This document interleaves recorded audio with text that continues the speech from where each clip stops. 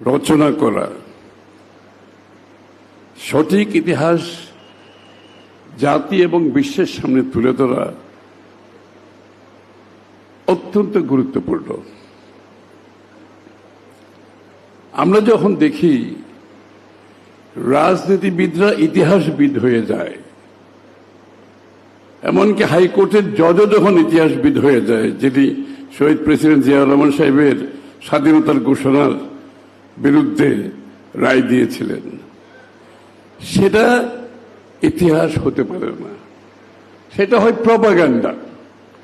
রাজনীতিবিদ যখন ইতিহাসবিদ হয়ে যায়, সেটার ইতিহাস থাকে না, সেটা হয়ে যায় প্রপাগান্ডা। সেটা ক্ষণস্থায়ী। প্রপাগান্ডা কোনোদিনও দীর্ঘস্থায়ী হতে পারে না, এটা অলওয়েজ ক্ষণস্থায়ী। যে কারণে বাংলাদেশের মুক্তিযুদ্ধের ইতিহাস, পরবর্তী বাংলাদেশের যে ঘটনাবলী, এই ইতিহাসগুলো রচিত হতে হবে ইতিহাসবিদদের মাধ্যমে। এবং ইতিহাসবিদরা যখন ইতিহাস রচনা করেন, সেই ইতিহাস রচনার একটা ধারা আছে, একটা প্রক্রিয়া আছে। তাদের সোর্স, তাদের তথ্য, তাদের রিসার্চ, অনেক কাজের মাধ্যমে একটা ইতিহাস রচনা হয়। আমরা দেখতে পাচ্ছি সত্যিকার ইতিহাস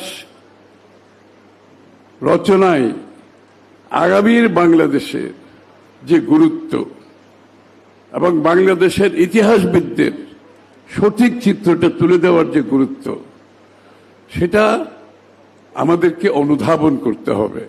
আমাদের যারা ইতিহাসবিদ আছেন, তাদেরকে সেই দায়িত্ব নিতে হবে সঠিক ইতিহাস রচনা করার জন্য।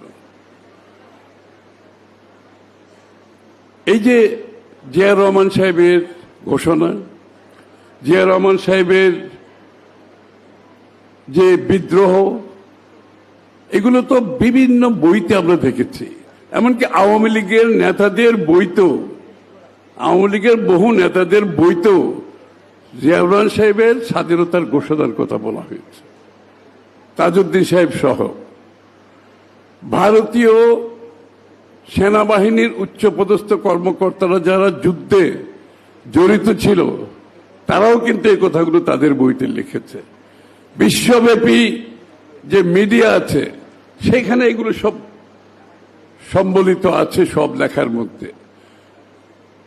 সুতরাং ইতিহাসের যে সোর্স, এই সোর্সটা ইতিহাসবিদরা সঠিকভাবে গ্রহণ করে আগামীর ইতিহাস রচনা করলেই শহীদ জিয়ার অবদান, বেগম খালেদা জিয়ার অবদান, এই দীর্ঘ আন্দোলনে জনাব তারেক রহমানের অবদান, এগুলো বুঝতে কষ্ট হবে না। এগুলো আমরা রচনা করার দরকার নাই। রাজনীতিবিদের কাজ ইতিহাসবিদ হওয়া নয়, ইতিহাসবিদের কাজ হচ্ছে ইতিহাসকরণ করা। আমি আশা করছি আমাদের ইতিহাসবিদরা সেই দিকে যাবে।